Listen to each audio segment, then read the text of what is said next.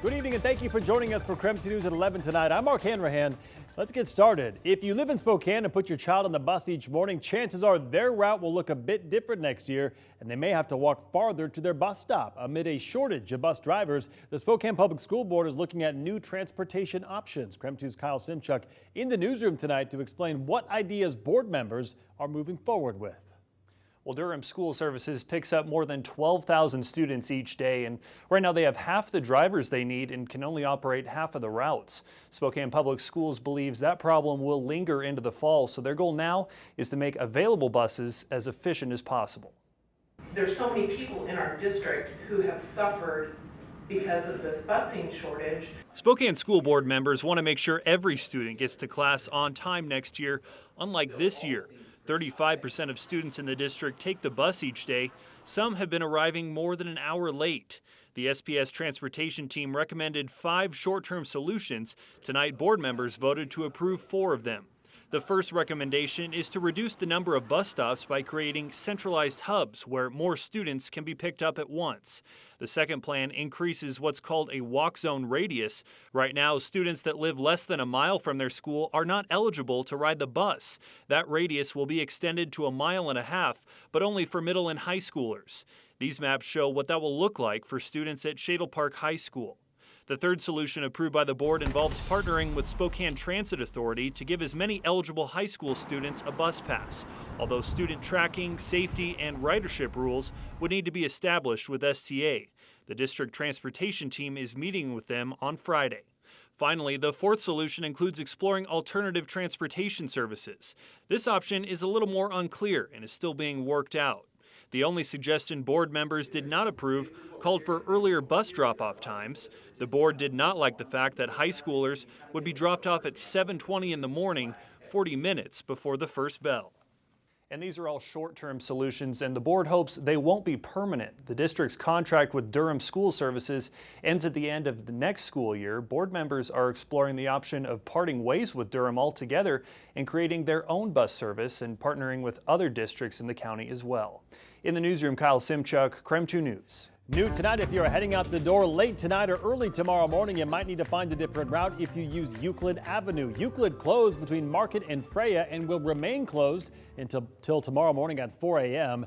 It'll also close again tomorrow night from 10 p.m. through 4 a.m. Friday. The temporary closure comes as part of the North Spokane Corridor project, which includes the overcrossing at Euclid Avenue. Now to your night beat with a quick look at the day's top stories. We have an update now on that breaking news we first brought you last night. Right now, fire investigators are trying to figure out what caused a major fire in Hayden last night. The fire lit up the sky at Ballard Golf Cars and Power Sports last night. It took about 40 to 50 firefighters to get those flames under control. Fortunately, no one was hurt or killed, but the roof did collapse and some parts of the building are still unstable. And again, fire investigators on the scene today will have more on what they found coming up in just about 5 minutes from now. More than a dozen insurance companies have filed a lawsuit against Avista over the Babb Road fire. They are trying to recover insurance payouts related to the fire that destroyed more than 80% of the buildings in the towns of Malden and Pine City. The lawsuit was filed days after a similar suit filed by residents who lost their homes in that devastating wildfire back in September of 2020. In both cases, they accuse Avista of negligence based on a report from the Washington State Department of Natural Resources. DNR determined the fire happened after a defective tree broke and came in contact with the Avista power lines. They also found that the tree that had already failed and broke once a few years ago before the fire, and they said that tree should have been removed or trimmed by Avista. 1, 2, 3. Well, a 9-year effort came to fruition this morning as Fairchild Air Force Base announced the groundbreaking of the Spokane Regional Indoor Small Arms Range Partnership. The 3-way partnership between Fairchild, the Spokane County Board of Commissioners, and the Spokane County Sheriff's Office is the first to benefit both a military installation and a local government. The indoor firing range will feature 21 lanes, each 50 meters long, and will have classrooms, offices, and an armory on site. They're very concerned about loss of students, of parents taking their children out of school. And whether this is real or not, irrespective, that is a logistical concern that they have, and I think we have to honor that. Today, the Washington Board of Health voted not to require the COVID vaccine for K through 12 students, at least not yet. Earlier this year, a state advisory board recommended against requiring the vaccine in a 7-6 vote. After extensive discussion, the Board of Health decided that the repercussions of requiring the vaccine for kids were just too great. While the vote did pass unanimously, the board could revisit that matter in the future.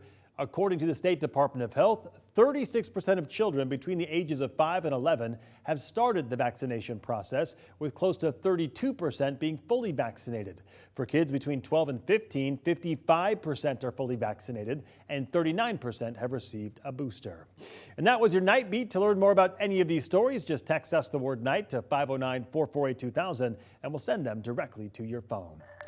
Nearly $500 million will help Native American tribes fight climate change. A federal infrastructure package is providing $466 million to the Bureau of Indian Affairs over the next 5 years. The money will help tribes deal with rising sea levels, increasing temperatures, and potential drought conditions.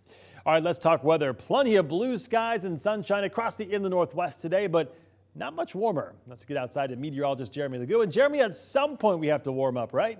Yeah, at some point we got to warm up, and at some point, maybe a little more sun. Today was a nice taste of it, but the next few days, not that much. Right now, we've got clouds that have taken over, and believe it or not, there's a decent shot at seeing the aurora early tomorrow morning and tomorrow night, but hey, it's all about the clouds now, so unfortunately, it's cool and cloudy. 31 in Coeur d'Alene, 32 in Sandpoint. Elsewhere, it's temps in the mid-30s. Moses Lake, a few snow flurries coming down. You can see those making their way into the central portion of the state. And look what happens here in just the past hour.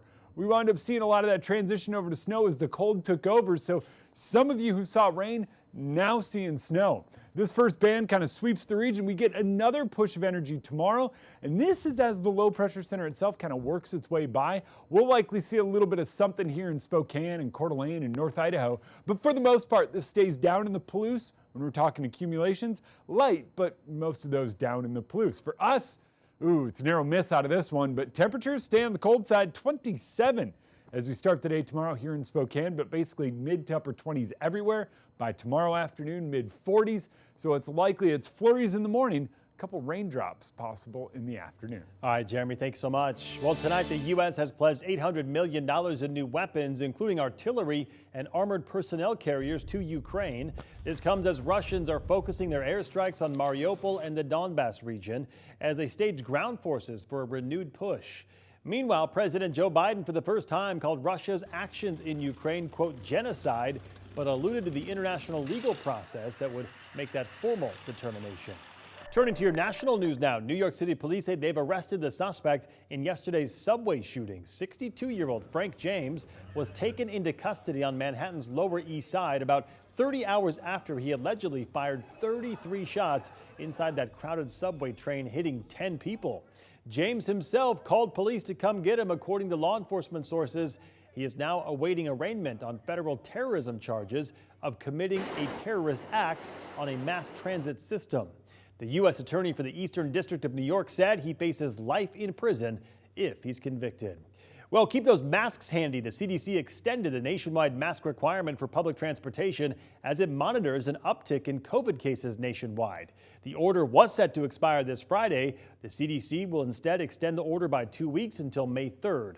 Republican lawmakers, along with airline officials, had been asking the Biden administration to do away with the travel mask mandate, but the CDC says this extension provides time to monitor for any increase in severe outbreaks from the BA2 subvariant. The mandate requires masks on public transportation, such as planes, trains, and buses, as well as in hubs like airports and in bus terminals. Speaking of, airfare prices continue to soar. According to Adobe's Digital Economy Index, travelers shelled out $8.8 billion on tickets last month. That is 28% higher than March of 2019, when the pandemic was just beginning to take hold. And while prices are higher, bookings only rose 12%. So airlines are raking in more profits per passenger. All right, don't go to bed just yet. Coming up, we'll share what fire investigators found after that 3-alarm fire in Hayden, Idaho last night. We're back in just 90 seconds.